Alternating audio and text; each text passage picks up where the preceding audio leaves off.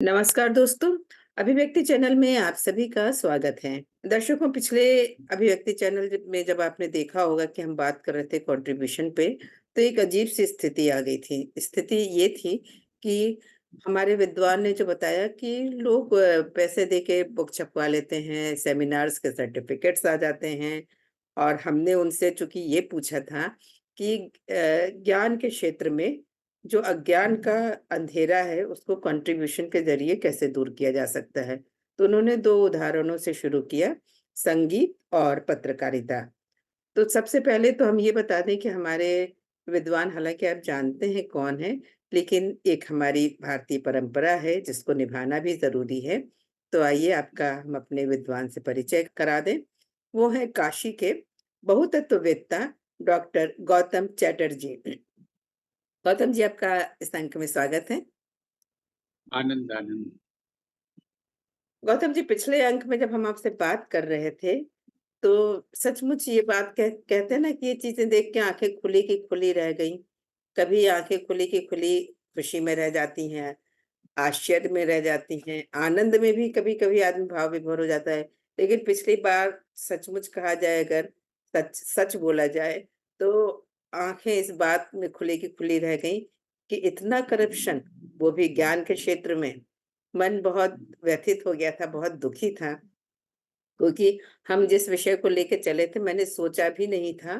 मुझे तो बस यहीं तक का अंदाज़ा था कि हाँ, पेरेंट्स में, बच्चों में थोड़ा-सा तालमेल का फ़र्क होगा या कह तालमेल की अज्ञानता होगी। वो या तो पेरेंट्स नहीं जानते होंगे कि किस तरीके से बच्चे को शिक्षित किया जाए। बच्चे को किस तरीके से ट्रेन करें, या तो ये शिक्षक नहीं जानते होंगे। और हमारे जीवन में मॉरल्स के क्या महत्व हैं और मॉरल वैल्यू भी लोगों को आनी चाहिए। अंक ही, मार्क्स ही सब कुछ नहीं है। हम तो इस अज्ञान की बात कर रहे थे, लेकिन आपने तो अज्ञान का पूरा कीचड़ हमें जो दिखाया, तो मुझे लगने लगा कि कीचड़ को कीचड़ से कैसे धोया जाए। एक आपने एक छोटा-सा, कहना चाहिए एक छोटी-सी झील, एक छोटी-सी धारा वो बताई पानी की, जिससे उसको, अज्ञान को धोना शुरू किया जा सकता है। जो आपने शुरुआत की कि हाँ, फ़िल्मों की, अरे, संगीत की समीक्षा, कला की समीक्षा इस तरीके से है। तो अब हम ये जानना चाहेंगे कि ये जो बहुत सारा कीचड़ है ज्ञान का, वो सिर्फ़ स्कूलों तक ही सीमित नहीं है। जब हम स्कूलों से आगे एक बड़े विद्यालय में जाते हैं, विश्वविद्यालय में जाते हैं, जहाँ हम डॉक्टरेट की, इन सब की डिग्री प्राप्त करना चाहते हैं, और हमारे दिमाग में ये बात रहती है कि अगर कोई पीएचडी होल्डर है, तो वो कितना ज्ञानी होगा। मतलब श्रद्धा से अपने आप नतमस्तक हो जाता था मन जो, वो अब पता नहीं कैसा लगने लगा कि क्या सचमुच हम जिनके आगे नतमस्तक होते थे, वो इसके हकदार थे या हैं? तो ये जो प्रश्न चिन्ह है, और उस प्रश्न चिन्ह को कैसे दूर किया जाए? इस अज्ञान के कीचड़ को कैसे, इसमें क्या किस तरीके से कंट्रीब्यूट करें? कंट्रीब्यूट की कौन-सी धारा बहे, जिससे मन भी हमारा स्वच्छ निर्मल हो जाए और ज्ञान का कीचड़ भी धुल जाए? थोड़ा-थोड़ा करके अपनी ओर से शुरुआत की जा सकती है, किसी और से उम्मीद किए बगैर। जैसे कि अ, हम देखते हैं कि रिसर्च स्कॉलर्स हमारे पास आते हैं और एक लंबे समय से आते हैं क्योंकि उनके रिसर्च का एक पार्ट होता है, रिसर्च मेथोडोलॉजी का। वो 10 सवाल बनाते हैं, क्वेश्चनेयर, तो उनको उसी सब्जेक्ट से जुड़े विद्वानों से पूछना होता है। तो यहाँ पर भी विद्यार्थी आते रहते हैं हमारे पास। तो ज़्यादातर लोगों के जो शोध प्रबंध होता है, उसका टाइटल भी लिखा होता है कि मान लीजिए संगीत का लिखा रहेगा, मध्यकाल के संगीत में ऐसा-ऐसा चीज़, वाग्यकारों पर एक अध्ययन, नीचे लिखा रहेगा है एक तुलनात्मक अध्ययन या एक विश्लेषणात्मक अध्ययन, ये प्रायः लिखा रहता है। अगर आप आँख मूंद के भी भारतवर्ष के किसी जो रिसर्च प्रपोज़ल या शोध प्रबंध का टाइटल पे आप जाएँगे तो ज़रूर मिलेगा, एन एनालिटिकल स्टडी, ठीक है? एक कॉम्पेरेटिव स्टडी, तुलनात्मक अध्ययन। अब अगर हम किसी प्रोफ़ेसर को ये कहते हैं कि इंडियन फ़िलॉसफ़ी और वेस्टर्न फ़िलॉसफ़ी की जो तुलना करने की जो प्रवृत्ति है, लोग करते हैं, कि वहाँ की फिलोसॉफी में ऐसा है, यहाँ की फिलोसॉफी में ऐसा है। तो ये दृष्टि जो है ये इंडियन नहीं, ये वेस्टर्न। और दो प्रकार के जो दर्शन है, दो प्रकार का साहित्य है, दो प्रकार का कुछ भी है, तुलना करने से हम कुछ भी नहीं जान पाते हैं, क्योंकि तब हम अध्ययन नहीं कर पाते। तुलनात्मक अध्ययन, कॉम्पेरेटिव स्टडी से क्या होता है, वहां पर ये है, ये चीज नहीं है, यहाँ पर ये है, वहां पर नहीं है। तो हमने ना तो वेस्टर्न फिलोसॉफी का अध्ययन किया, ना तो इंडियन फिलोसॉफी का अध्ययन किया, अध्ययन तो नहीं हुआ ना, हमने बस तुलना की। और उसके बाद मान लीजिए कि म्यूजिक की बात हो रही है, लिटरेचर की बात हो रही है, western literature, Indian literature. Western literature में ये चीजें हैं, इंडियन लिटरेचर में ये चीजें हैं। वेस्टर्न म्यूजिकोलॉजी में यही चीज है, वहाँ इथनो म्यूजिकोलॉजी आ गया, हमारे यहाँ तो इंडियन म्यूजिकोलॉजी भी ये तो है ही नहीं है। तुलना करते हैं जब हम लोग, तो हम लोग तुलना करते हैं, अध्ययन नहीं करते। ये बात स्टूडेंट को समझ में नहीं आएगी, ये बात प्रोफेसर या विद्वान को समझ में आएगी जब मैं किसी विद्वान को ये बात समझाता हूँ, किसी प्रोफेसर को। अगर वो उसको ये लगता है कि बात सही है, तब फिर वो अपने विद्यार्थियों को ऐसे टॉपिक, रिसर्च प्रपोजल या शोध प्रबंध के लिए लाइन देना ही बंद कर देता है, एक तुलनात्मक अध्ययन, क्योंकि उसको समझ में आ गई ये बात। तो इस तरह से अज्ञान थोड़ा सा ये छटा ये ना। ये चीज़ आपने बहुत अच्छी बताई। क्यों क्योंकि स्कूलों में या घर में भी ये होता है कि अगर 2 बच्चे हैं तो हम लोग कहते हैं कि देखो भैया ने इतना अच्छा काम किया, तुम ऐसा करते हो, है ना? स्कूल में भी सेम चीज़ें होती हैं, टीचर्स भी कहती हैं कि देखो ये जो है स्टूडेंट कितना स्टूडियस है, कितना सिंसियर है और तुम हो कि खेल में लगे रहते हो।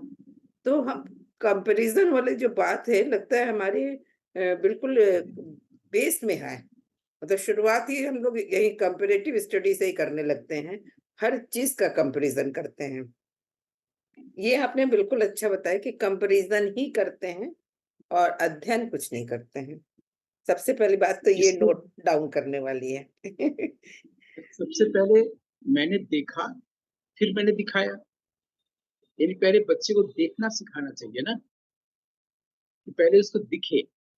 तो मैंने जब देखा कि तुलनात्मक अध्ययन में तुलना तो हुआ, अध्ययन क्या हुआ, तो फिर मैंने दिखाया। तो उसने फिर अपने विद्यार्थी को ये टॉपिक नहीं दिया, ये लाइन बंद कर दिया। तो प्रकाश गया, कंट्रीब्यूशन हुआ ना। और फिर मैंने उससे ये नहीं चाहा कि वो बाद में फिर मुलाकात हो तो मुझे पैर छू के प्रणाम करे या इसके बदले में कुछ दे, सम्मान करे, मैंने कुछ नहीं चाहा। सिर्फ उसको देखना सिखाया। लेकिन ये तब हुआ ना जब ब्रॉडर एस्पेक्ट में हम गए, पूरे विश्व को देखा, छोटे में नहीं देखा। उसी तरीके से मास कम्युनिकेशन में जब हम पढ़ाते थे, शायद मैंने किसी अंक में ये बताया है कि नहीं, कि मैं हर बार जब पहला क्लास होता था, मास्टर्स क्लास पढ़ाते थे वहाँ पर, और इंटरनेशनल यूनिवर्सिटी है तो वहाँ पर अंग्रेजी भी पढ़ाना पड़ता है। तो पहला मैं कुछ ऐसा करता था जिसको हम थोड़ी देर के लिए ड्रामेटिक कह सकते हैं। उदाहरण के रूप में मैं बता रहा हूँ कि जैसे मान लीजिए कि पहले दिन 45 बच्चे आए हैं, मैं गया हूँ। अब बच्चे भी पहली बार मुझे देखेंगे, मैं भी उन्हें पहली बार देखूंगा। और पहले ही दिन जाकर के मैं क्लास में बोलता था कि अरे मुझसे तो गलती हो गई। सब बच्चे बोलते थे क्या हुआ। मैं मेरे हाथ में एक पेपर रहता था, मैं उनसे कहता था कि मैं इसका जेरोक्स करा के 45 कॉपीज आप में डिस्ट्रीब्यूट करना था, लेकिन मैं भूल गया। मैं बताया था क्या पहले? तो आपने तो फिर बताया था मैं पर कहता था कि इस रेफरेंस में उसको रिपीट करना अच्छा रहेगा तो, जिन्होंने तो नहीं सुना हो।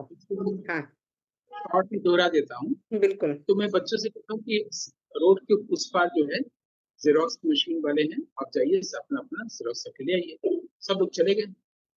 तब तक की लड़की एक दौड़ती हुई आई उसी क्लास में, थोड़ी देर हो गई थी, बोले अरे क्लास खाली क्यों है? तो हमने कहा ऐसे ऐसे मैंने भेजा। तो बोला मैं भी कॉल कर देती हूँ, मेरा भी कॉपी कर लेंगे। हमने नहीं, आप जाइए अपना कॉपी करके ले आए। तो उसको अजीब अटपटा लगा कि मेरे जाने ना जाने से क्या होता है, कॉपी तो आई जाएगी, मेरे दोस्त लोग गए, मैंने भेज दिया।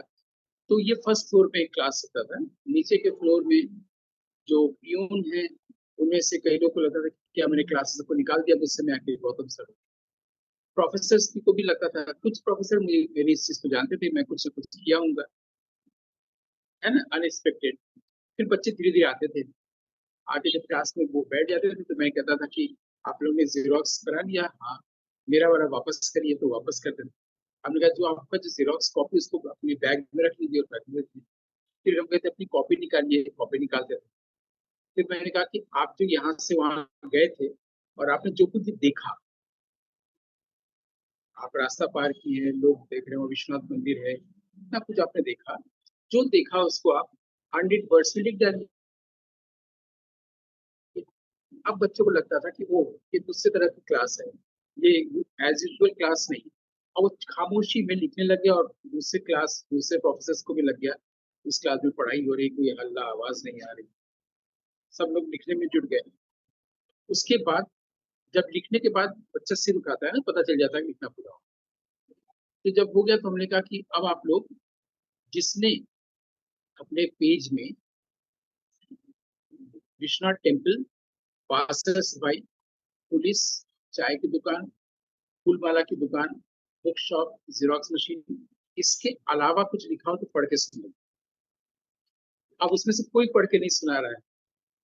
फिर मैं ब्लैक बोर्ड पर लिखता था व्हाट एल्स। फिर मैं पढ़ाना शुरू करता था कि जो आपने देखा और लिखा, ये तो आपके चाचा, भैया, मौसी, पापा, मम्मी, ये लोग को भी वही दिखाई देगा।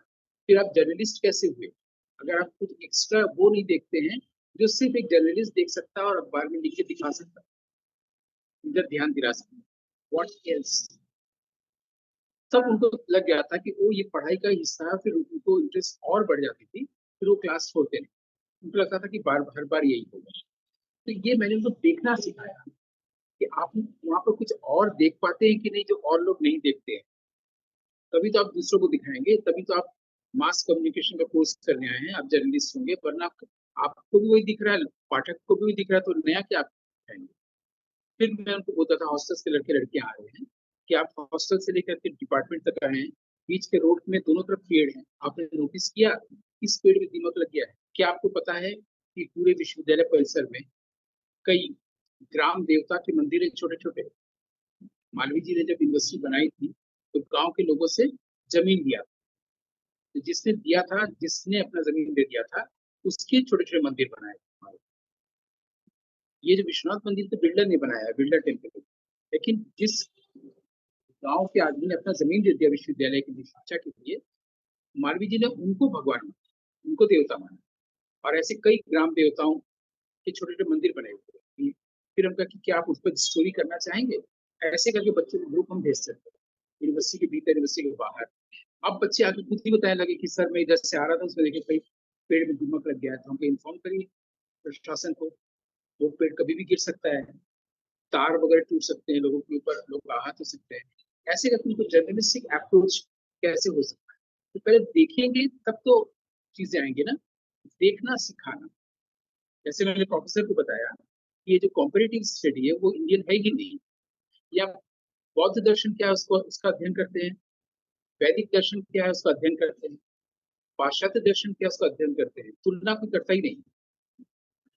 तुलना करना ये वहां की निगाह, और हम लोग ये तुलना करते हैं। और वो इतना आ गया है कि बच्चे बच्चे में तुलना करते हैं। तो इस स्पर्धा और सहयोग में संतुलन कैसे बने, व्यक्ति और समाज में संतुलन कैसे बने, ठीक है। और हमारे जो भीतर अध्यात्म है और जो हमारा जो राजनीतिक सामाजिक जीवन, उसमें ये संतुलन कैसे बने।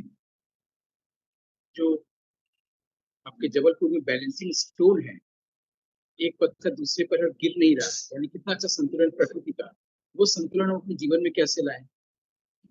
ये बताने के लिए ही हिंद स्वराज वगैरह पढ़ाने की जरूरत महसूस होती है कि संतुलन कैसे लाए।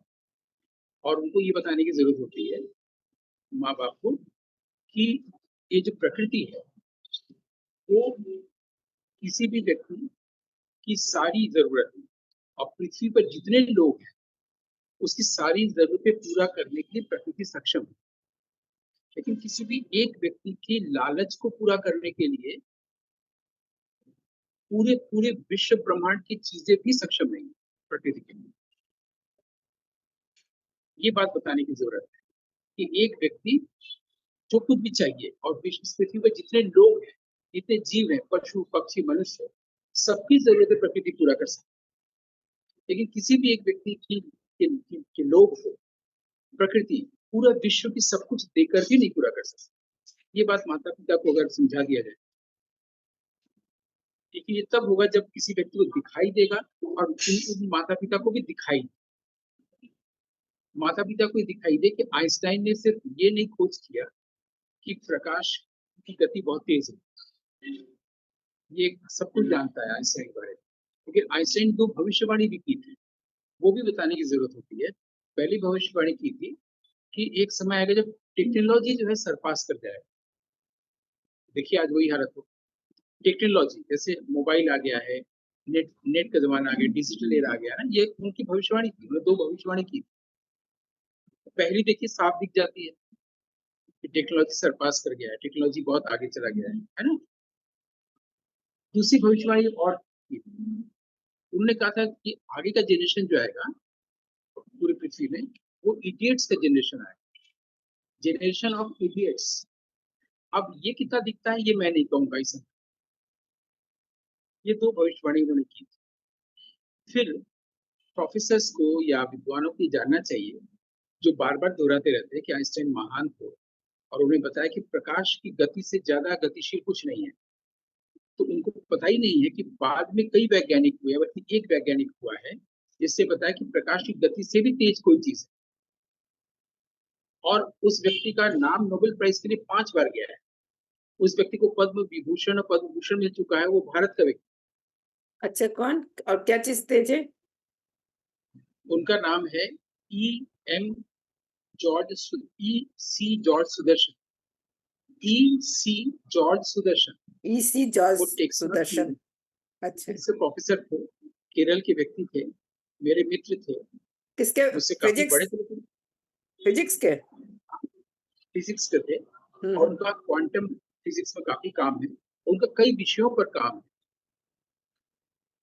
और वो वेदांत से एक लाइन कोट करते थे देखने को लेकर बार-बार। हम लोग की मित्रता में भी उन्होंने इसको बार-बार कोट किया था। उन्होंने कहा था कि एक लाइन है कि अस्पष्टं दृष्टमात्रे पुनरिरु आत्मानं ज्ञानम्। मतलब कोई चीज़ पहले हम लोग को हल्के तौर पर कुछ दिखती है, झलक मिलती है। फिर जब लोग बार-बार देखते हैं तो लगता है कि यही जीवन की सच्चाई है। इस बात को वो कहते थे कि पहले कोई भी चीज़ सामान्य रूप से दिखती है, अगर बार-बार आप इसको देखें, तो पता चलेगा यही जीवन की सच्चाई है। इस बात को कोट करते थे और उन्होंने ही पूरे विश्व को बताया, एनर्जी है जो लाइट वेव्स से भी ज़्यादा स्पीड से जाती है, ये उन्होंने प्रूव किया। लेकिन प्रूफ करने के बाद उनका नाम नोबेल प्राइज़ में गया। लेकिन इस जो रिसर्च पेपर छपा था, दूसरे आदमी ने कहा कि मेरा है और उन्होंने नोबेल प्राइज़ ले ली। ये पूरा विश्व जानता है। अरे! भारत के अखबारों में भी छपा था और उनके इसके लिए 2 पद्म अलंकरण भी मिले थे। ई.सी. जॉर्ज सुदर्शन, बहुत विद्वान आदमी थे। अरे! तो ये फिज़िक्स नहीं जानते हैं, फिज़िक्स के प्रोफेसर ही नहीं जानते हैं। हुँ। तो ये जानना कैसे होता है? संगीत नहीं पर समीक्षा ये बताइए कि एनर्जी कैसे जो है ज़्यादा स्पीड है एनर्जी की? कैसे प्रूफ इसके लिए किया? आपको किताब पढ़ना पड़ेगा। इसके लिए आपको किताब पढ़ना पड़ेगा ना। इसके लिए एक लाइन में नहीं बताया जा सकता कैसे। क्योंकि पहले ही तो आप देख रहे हैं E equal to mc square है, E तो पहले ही आ गया एनर्जी में। एनर्जी पहले से ही है। तो एनर्जी कैसे वो इससे भी स्पीडी होती है, ये बार-बार बताया जा रहा है क्योंकि वो प्रकाश की जो गति है उससे इनवर्सली प्रोपोर्शनल होगा। जब भी किसी के का भार ज़्यादा होगा, तो उसकी एनर्जी कम होती जाएगी। भार अगर हुँ। कम होगा तो एनर्जी बढ़ती जाएगी। इसके लिए मुझे कम से कम 2-2 घंटे के 30 लेक्चर देने होंगे, तब जाके आपको मैं क्लियर कर पाऊँगा, सरल रूप से। नहीं है ना? इनवर्सली फिज़िक्स प्रोपोर्शनल सब्जेक्ट तो है, वो तो समझ में आ रहा है, पर हाँ, बिना पढ़े नहीं समझ में आ सकता है। हाँ, मुझे उसकी दुनिया में जाना पड़ा और अभी हम लोग को आधे घंटे में ये देखना है कि शिक्षा के क्षेत्र में अंधकार को कैसे दूर करें और कंट्रीब्यूट कर सकें। मैं तो उदाहरण रखता जा रहा हूँ, ताकि लोग जानें कि ईसी जॉर्ज सुदर्शन कौन है, उनकी किताब जिनको पढ़ना चाहें वो पढ़ें और उनके बारे में गूगल वगैरह से और कहीं से भी जो जानकारी लेना चाहें, कोई तो नाम ही नहीं सुना है अभी, जबकि 2-2 पद्म अलंकरण मिल चुका है। जैसे संगीत पर जब आपने किया था, फ़िल्म संगीत पर, किसी को पता ही नहीं था केसी कि लॉर्ड केसी लॉर्ड कौन है और जिनको कि हमारे दादा साहब फाल्के मिल चुका है, जो पहली बार हमारे देश में इंट्रोड्यूस किए थे, वो सिंथेसाइज़र, पता ही नहीं था। केसी तो ये लॉर्ड का पता ही सचमुच नहीं है, बहुत ये तो ज्ञान है। हुँ, हुँ। तो एक तो अज्ञान होता है जब हम लोग अर्जित सूचनाओं से लेते हैं, सूचना क्रांति में इसमें हो गई है 20-30 सालों में। और एक ज्ञान होता है जो हमारे भीतर है, जो शाश्वत है ना? तो दोनों में संतुलन कैसे हो? बाहर जो अर्जित ज्ञान है सूचनात्मक और भीतर जो ज्ञान है, जो प्रकाश है, कैसे संतुलन है?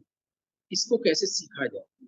ये मुझे लगता है कि माता-पिता बच्चों के साथ शुरू कर सकते हैं और बच्चे पढ़ने जा रहे हैं, मार्क्स लाएँ, सब कुछ करें।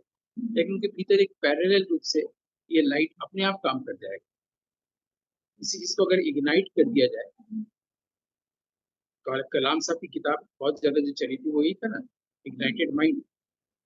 नहीं वो क्या इसको इग्नाइट कर तो क्या था उस बुक का नाम?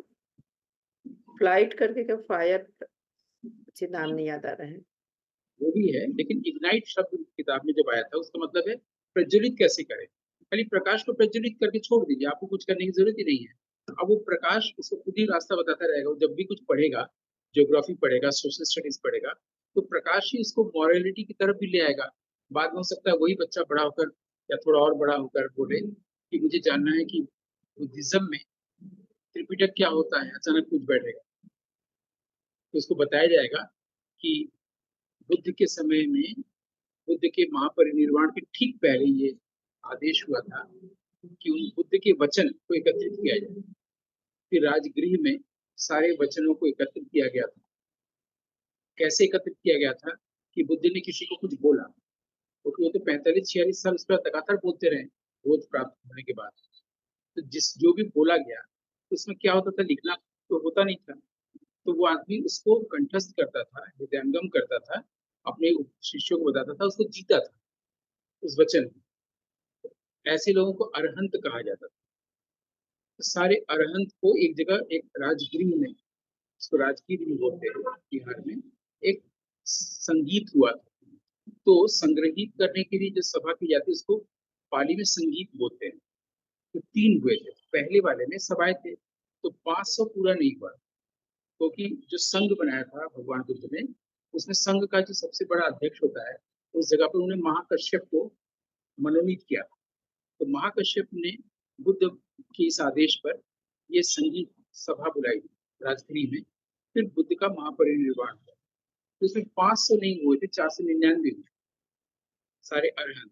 उसमें से एक व्यक्ति जो उनका अपना प्रधान शिष्य था, पीए था, पर्सनल सेक्रेटरी आनंद, जो बुद्ध के साथ हमेशा अंत तक थे, वो खुद ही अरहंत नहीं हो पाए थे अपने अहंकार के कारण कि मैं तो उनका प्रिंसिपल सेक्रेटरी हूँ। अब महाकश्यप को लगा कि सबसे ज्यादा बुद्ध वचन तो उनके पास होगा, तो वो हमेशा साथ रहे, लेकिन वो अरहंत नहीं है, तो इनको अहंकार से तोड़ा कैसे जाए, उनका अहंकार हटाया कैसे जाए। तो उन्होंने उनको संघ से निष्कासित कर दिया। तो आनंद को बहुत इसका दुख हुआ कि मैं बुद्ध के सबसे करीब रहा हूँ, मुझे निष्कासित कर दिया। तो बाद में उनको अपना अहंकार दिखा। फिर उनको उन्होंने महाकश्यप ने शामिल किया। 500 अरहंत इकट्ठा हुए। फिर सारे वचनों को श्रुति परंपरा में एक जगह किया गया, कभी लिखा नहीं गया। उसमें ये भी कहा गया था आदेश में कि किसने कहा है, मैंने बुद्ध की इस वचन को किसने बताया, कि इसको भी कोट किया जाए, और किस विद्यार्थी को कहा इसको भी बताया जाए, सबका नाम भी लिखा। तो ये जिसको आज हम लोग लाइब्रेरी साइंस बोलते हैं, या वो उसको क्या बोलते हैं, कैटेगरी बनाना, कैटेगराइज करना, ये वहां से शुरुआत हुई हमारे देश में। और उसको 3 कैटेगरी बनाई गई। तो बुद्ध की शिक्षा में 3 बातें आती हैं। एक होता है शील, एक होता है समाधि, एक होती है प्रज्ञा। शील, समाधि, प्रज्ञा, तीनों में ही बौद्ध दर्शन पूरा कंप्लीट हो जाता है। तो जब सारे वचन इकट्ठा हो गए और बहुत ज्यादा, मान लीजिए 1 लाख से भी ज्यादा, तो उनको कैटेगरी में बनाया गया। एक प्रज्ञा के अंतर्गत आएगा, एक शील के अंतर्गत आएगा, एक समाधि या मार्ग के अंतर्गत आएगा। ठीक है, नाम दिए गए। त्रिपिटक पेटी होता है, बक्सा होता है, बॉक्स होता है, बास्केट्स होते हैं। तो एक जो जिसमें शील संबंधी वचन है, उसको उसका नाम दिया गया विनय पिटक। जो प्रज्ञा से संबंधित है, उसका नाम दिया गया अभिधम्म पिटक। और जो बाकी था, जो समाधि और मार्ग से संबंधित था, उसका नाम दिया गया सूत्र पिटक, जिसको पाली में कहते हैं सुत्त पिटक। पाली में ही सर्वाधिक है। तो अब ये 3 पिटकों को त्रिपिटक कहा गया। तो जब ये बात कोई बच्चा जानना चाहेगा, उसको बताया जाएगा, तो उससे पूछेगा शील क्या होता है। जब उसको शील और चरित्र की बात आएगी, तो मॉरलिटी उसके अंदर खुद ही आएगी। इसे मॉरल स्टडीज पढ़ने की जगह पर वो खुद से ही अपने भीतर मॉरलिटी लाना चाहेगा। उसको पूछना चाहेगा ब्रह्मचर्य क्या होता है, शील क्या होता है, चरित्र क्या होता है ना? तो वो ये चीज खुद ही उसको इंस्पायर करने लगे। ये इस तरह से धीरे धीरे धीरे धीरे चीजें हो सकती हैं। मैं सिर्फ उदाहरण दे रहा यार कि कैसे एक बच्चे के अंदर, क्योंकि बच्चा जानना चाहता है, लेकिन वो जो पढ़ रहा है वो पढ़े, इसमें कोई प्रॉब्लम नहीं है। लेकिन साथ साथ में ये भी देता कोई चले तो हो सकता है, जो हम लोग करते हैं चीजों को पहले देखना, फिर दिखाना और बच्चे को देखना सिखाना। और जब उसका ध्यान किसी ऐसी तरफ जाएगा, वो अगर देखना चाहेगा तो उसको दिखेगा भी। और जब पहली बार दिखेगा तो वो इसके लिए मंत्र होगा और फिर वो ऋषि हो जाएगा। उसको वैदिक ऋषि होने की जरूरत नहीं है। सनातन जो शब्द है, सनातन शब्द का कहीं मतलब नहीं होता है प्राचीन।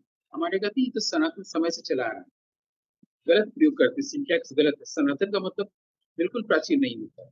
सनातन का मतलब होता है जो पवित्र है, जो हमेशा, जैसे वैल्यूज हमेशा वो सनातन होते हैं, जिसको लोग वैल्यू सिस्टम कहते हैं, वैल्यू टैक्सी कहते हैं। इसके लिए भी मैंने शायद किसी ने बताया होगा कि आप चले जाइए वैदिक पीरियड में। उस समय किसी पंसारी ने अगर अपनी दुकान खोली है, किसी पंसारी ने अगर अपनी दुकान खोली है, तो उसमें जब वो किसी छोटे बच्चे को अपने नौकर रखेगा, तो वो उम्मीद करेगा कि वो सही समय पर आए, दुकान खोले, वो चोरी ना करे, वो आलसी ना हो, वो हंसमुख हो, वो पलट के जवाब ना दे, कर्मठ हो। ये वो कोई किताब पढ़ के वो बच्चे से उम्मीद नहीं करेगा, ये अपने आप उम्मीद करेगा, वो जिस बच्चे को नौकर रखा है। अब आप वैदिक समय से सीधे 2024 में आ जाइए। आज ही कोई अगर दुकान खोलेगा पंसारी और एक लड़का रखेगा, तो बिना कुछ किताब पढ़े या वैदिक पीरियड के उस पंसारी से बात किए बगैर वो यही सब उम्मीद करेगा उसको अच्छे से, कि वो कर्मठ हो, पैसा ना चोरी करे, वो आलसी ना हो, हंसमुख हो, काम करे, ये सब करेगा। ये कहाँ से आया? ये तो किसी किताब में लिखा नहीं है। जैसे हम बचपन में थे, बड़े लोग हमसे घर में बोलते थे कि तुम यही सब पढ़ लिख के यही ऐसे बड़ों से बात किया जाता है। तो मेरे मन में सवाल उठता था कि ये तो हमको तो वहां पर फिजिक्स पढ़ाया गया, मैथमेटिक्स पढ़ाया गया, इंग्लिश ग्रामर पढ़ाया गया, किसी ने तो बताया नहीं बड़ों से कैसे बात किया जाता है। ये कहाँ से सिखाया जाता है? ये जो उम्मीद माँ बाप करते हैं कि बच्चों के आचरण में विनय आए, उसका मैंने उदाहरण दिया कि वो जो पंसारी उम्मीद कर रहा है, ये पंसारी भी उम्मीद कर रहा है, माँ बाप भी उम्मीद कर रहे हैं। ये वैल्यू कहाँ से आता है? यानी हमारे भीतर वैल्यू अपने आप होता है, इसके लिए पढ़ना नहीं पड़ता। वैल्यू को इग्नाइट करना पड़ता है। जैसे मैंने कलाम साहब का नाम, इग्नाइट कर देना बस। जैसे पहले स्टोव होता था, स्टोव में लौ को बढ़ा देते थे, लौ कभी कम होने लगती थी, तो लौ को बढ़ा देते थे, उसको इग्नाइट कर। ऐसे करके बहुत आसानी से धीरे धीरे चीजें हो सकती हैं। लेकिन संसार में जैसा कि शेक्सपियर कहते थे, 95 और 5 का बैलेंस हमेशा 5% क्वालिटी होगा, 95% जो होगा वो क्वांटिटी होगा। अब अगर इसको हम देखना सीखे और देखना सिखाएं, लोगों को लगेगा 5 कम है 95 ज्यादा है। लेकिन आप देखिए कि अगर किसी एक सभा में, किसी एक हॉल में एक क्वालिटी है और 99 मूर्ख है, तो एक तो 99 से ज्यादा हुआ ना। एक अगर विद्वान है और 99 मूर्ख है, तो विद्वान तो कोई नहीं है ना, तो वो तो श्रेष्ठ हुआ ना क्वालिटी के लेवल पर। हाँ, क्वालिटी के लेवल पे, हाँ। नंबर के लेवल पे, हाँ, मैं नंबर के लेवल पे सोचने लगी, नहीं। नंबर के लेवल पे लगता है। लेकिन हाँ। शेक्सपियर ने जब ये बात कही थी कि मैंने हम्म। नाटक लिखा है 5% के लिए, 95% को खाना और झगड़ा देके छोड़ दो, उसी पे जिए। उनको कोई विषय दे दो, झगड़ा करते रहेंगे, और कुछ खाना दे दो, बस। 5% के लिए मैं नाटक लिखा। तो मेरी इस लाइन पर मेरा ध्यान गया। तो मैंने देखा कि 5 भी तो बहुत ज्यादा है। एक ही अगर गुणी व्यक्ति है, एक ही गांधी होता है, एक ही कबीर होता है ना, बाकी तो सब संख्या होते हैं, एक तो उससे ऊपर हो गया, तो 5 तो ज्यादा हो गया ना। तो ये देखना बच्चे को अगर सिखाए कि देखो 5 95 से ज्यादा है, तो उसका ध्यान क्वालिटी की तरफ जाएगा। वो अपने आप को हे नहीं समझेगा, इंफीरियर नहीं समझेगा। ये हमने कुछ छोटे छोटे उदाहरण दिए कि बस बच्चे को देखना सिखाना चाहिए और कुछ नहीं। ये बात आपने सबसे अच्छी बताई कि 95 और 5% का जो रेशियो है, उसमें 5 ज्यादा है। ये देखना सिखाना चाहिए। और जैसे ही आपने जो है क्वालिटी लेवल पे कहा, तो सचमुच ये लगा कि हाँ, क्वालिटी लेवल पे, क्योंकि उस भीड़ में अगर आप किसी को भी बोल दें कि खड़ा होकर तुम भी बोलो उतनी ही देर, सार्थक और सारगर्भित। तो शायद वो 1 मिनट भी नहीं बोल पाएगा। ये बात तो सही है कि वो 1% भी 99 पे अगर उसके में क्वालिटी है तो वो 1% भी ज़्यादा है। ये बात सच है। इसलिए ये मुहावरा मुझे गलत लगता है कि अकेला चना भार नहीं फोड़ सकता। ये मुहावरा बिल्कुल गलत है। रविन्द्रनाथ की लाइन हाँ। बिल्कुल सही है कि अकेला चलो रे, बिल्कुल सही है। हुँ। एक में अगर गुण है, तो सबसे श्रेष्ठ हो गया ना। हुँ, अब हुँ, वो जो हुँ। श्रेष्ठ है, वो बाकी को जो संख्या में है, उनको इंस्पायर कर सकता है, वो उसका कंट्रीब्यूशन हो। बिल्कुल, बिल्कुल। बिल्कुल। लोगों को लगेगा कि हम भी इनके जैसा बने। हुँ, हुँ। हुँ। ज़्यादातर लोग तो सोचेंगे कि इनके ऊपर कीचड़ उछालें, बिलो द बेल्ट अटैक करें, क्योंकि उनका हुँ। लेवल वही है। लेकिन वो अपना काम करता रहे, तो उससे अप्रभावित रहेगा, है ना? तो मुझे लगता है कि इन विषयों पर जो बात कर रहे हैं, ये भी बहुत अच्छा है कि हम लोग इस एपिसोड में या ऐसे एपिसोड्स में ऐसे विषयों पर बात कर पाते हैं, जो क्वालिटी इंडेक्स जिसकी ज़्यादा, क्वांटिटी। बिल्कुल। आप और सोचिए कि पश्चिम में एक व्यक्ति आता है, क्यों आए? 130 130 अरब का अगर देश है, 130 करोड़ मान लेते हैं, 130 करोड़ के अगर देश है, हुँ। एक देश पूरे विश्व में देखिए, एक देश ने एक महापुरुष पैदा किया 1 साल में या 10 सालों में। जब भी बात करेंगे तो लोग पीछे क्यों जाएँगे? बुद्ध हुए, कबीर हुए, महावीर हुए, सोक्रेटिस क्यों पीछे जाएँगे? आप मुझे 10 साल में बताइए, 20 साल में बताइए, 1 शताब्दी में बताइए कि स्वीडन ने या पोलैंड ने या ग्रीस ने या कोई भी देश ने, मेक्सिको ने या भारत देश ने एक भी महापुरुष दुनिया को दिया, ये कभी कोई प्रश्न नहीं करता। सचमुच वो बहुत मतलब अ, इसको कहना चिंतनीय प्रश्न है। इस पे मनन चिंतन होना चाहिए कि हमने कितने महापुरुष पैदा किए। लेकिन ये बात तो आपने मतलब साबित कर दी कि एक जो है 99 पर भारी है। ये मतलब अगर उसमें क्वालिटी है। पर जो कहा जाता है, आपने कहा कि आप इस बात को नहीं मानते हैं कि अकेला जना भाड़ नहीं फोड़ सकता और वो बात सही है कि रवीन्द्रनाथ टैगोर ने कहा था कि अकेला चलो रे, या फिर उसका हिंदी वो भी हुआ कि संग संग चलने को तेरे कोई हो ना हो तैयार। चल चल चला चल अकेला चल चला चल, वो इम्तिहान फ़िल्म का गाना भी आया इसी के बाद। लेकिन यह एक और उदाहरण दिया जाता है कि एक मछली सारे तालाब को गंदा कर देती है। तो अब किस ये बात को आपको कहना है, उसके लिए आप मुहावरा ला रहे हैं ना। हाँ, वो नहीं तो एक एक पत्थर ही पूरे पूरे पानी में सरोवर को वो तरंगित कर देती है ना, एक पत्थर ही होता है। लेकिन 2 कबीर नहीं होते हैं, हाँ, वो कबीर नहीं होते बिल्कुल। 2 विवेकानंद नहीं होते। विवेकानंद अगर कहते हैं कि मुझे हुँ, हुँ। 10 विवेकानंद और मिल जाए तो मैं पूरे विश्व को बदल दूँ, ये भी वो गलत कह रहे हैं। 10 विवेकानंद हो ही नहीं सकता है, विवेकानंद एक ही होगा, हाँ, ये क्योंकि बात सत्य तो एक ही है। बिल्कुल सही सत्य बात 2 है। कैसे होगा? हुँ, हुँ। हाँ, ये बात सही है पर मतलब मुझे ये लगा कि अगर एक अच्छा भी बहुत कुछ कर सकता है, तो एक बुरा का भी प्रभाव क्या इतना ज़्यादा होता है, वास्तव में? मैं तो बोल रहा हूँ, सरोवर में एक ही तो कंकड़ फेंका गया और पूरे सरोवर में तरंगित हो गया ना। अभी हुँ, मछली तो बहुत बात की चीज़ है। पहले एक पत्थर जिससे फेंका, लेकिन उसके आगे देखने की जरूरत है। लोग इसका उदाहरण तो देते हैं, ये नहीं सोचते हैं कि सरोवर से कई किलोमीटर दूर रह के कोई कंकड़ नहीं फेंक सकता है, पत्थर नहीं फेंक सकता। जो बिल्कुल। पास में होगा सरोवर के, वही इस पे पत्थर फेंकेगा ना। हुँ, हुँ, हुँ। मान लीजिए बिल्कुल। सरोवर से हम 2 किलोमीटर दूर है, तो पत्थर कैसे फेंकेंगे? कहीं नहीं। हुँ, हुँ। इसका मतलब जो पास में होता है, वही हमें डिस्टर्ब करता है ना, वही डिस्टर्ब कर सकता बिल्कुल। आपने बहुत है। जो अच्छी दूर बात में है, बताई। हुँ, बिल्कुल सही जो बात। हमसे दूर है, वो हमसे डिस्टर्ब नहीं कर सकता है। इसलिए अब उस पास में भी जो हमारे जो रिलेटिव्स होते हैं, हमारे जो दोस्त होते हैं, भाई-बंधु होते हैं, वो ही कंकड़ फेंक सकते हैं ना। बिल्कुल। दूर के लोग कभी नहीं करते, पास के लोग करते हैं। अब इसको भी और आगे बढ़ाया जाए, देखा जाए, जो भी हमारा संबंधी है, जो भी हमारे मित्र है, जो हमें डिस्टर्ब कर रहा है, उससे भी पास हमारे कोई है, वो है हमारा माइंड। तो माइंड डिस्टर्ब करता है, बाहर का आदमी को डिस्टर्ब करता ही नहीं। माइंड सबसे करीब है, तो सरोवर के सबसे करीब शांत सरोवर है, ये मैं हूँ। और माइंड जो है उसको मैं पत्थर फेंक रहा है, डिस्टर्ब कर रहा है। इस बात को अगर समझ में आ जाए और हम अनडिस्टर्ब कैसे हों या शांति की तलाश कैसे करें, तो पीस ऑफ माइंड तो कभी कहेंगे ही नहीं ना। तो माइंड तो पत्थर है जो मुझे डिस्टर्ब कर रहा है। पीस ऑफ माइंड सेंटेंस ही गलत हो गया। माइंड ही तो पत्थर है। और उसको अगर पता चले मैं सर्वर हूँ, शांत हूँ, मेरा तो स्वभाव है शांत रहना, तो मैं शांति के लिए कुछ एक्सर्ट करूँगा ही नहीं। पूरी दुनिया शांति के लिए ध्यान करती है, मेडिटेशन करती है और क्या-क्या न जाने क्या करती है। और कई हज़ार सालों से लोग करते हैं ध्यान, योग, प्राणायाम। ये बस इसको देखने की ज़रूरत है कि शांत सर्वर तो मेरा स्वभाव है। माइंड हुँ, ने डिस्टर्ब कर रखा है।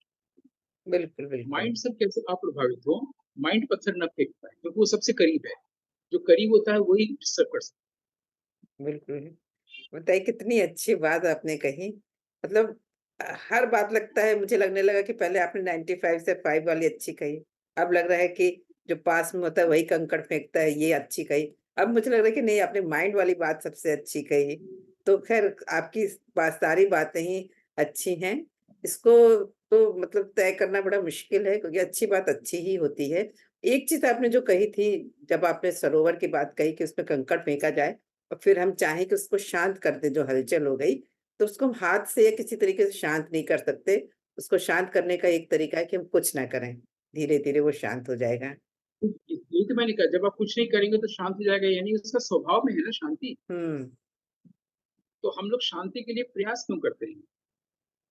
यही यही बात मुझे आपकी हमेशा याद रहती है कि जब हलचल हो ज़्यादा तो कुछ मत करें, अपने आप शांत हो जाएँगे। हम खुद ही शांत हैं, हम मंदिर में शांति के लिए क्यों जाते हैं? किसी एक महापुरुष या सिद्ध पुरुष के पास क्यों जाते हैं? हम ध्यान क्यों करते हैं शांति के लिए? वो तो हमारे स्वभाव में ही है, बिल्कुल, अपने बिल्कुल। आप हो जाएँगे, हुँ। जब हम अ, कुछ नहीं करेंगे हाँ, इस पर और जब हम ध्यान देंगे, जब इस तथ्य की ओर ध्यान देंगे और ध्यान करेंगे नहीं, तो हम शांत हैं। बिल्कुल। और अब अगले एपिसोड में मतलब मुझे इस एपिसोड को करने के बाद लगा कि अभी ज्ञान के क्षेत्र में बहुत सारे प्रश्न हैं मेरे दिमाग में और वो बड़े वाजिब प्रश्न हैं, जिनको पूछा जाना चाहिए। वो मैं आपसे अगले एपिसोड में पूछूँगी क्योंकि इस एपिसोड के लिए हमारे पास केवल 1 मिनट से भी कम का समय बचा है।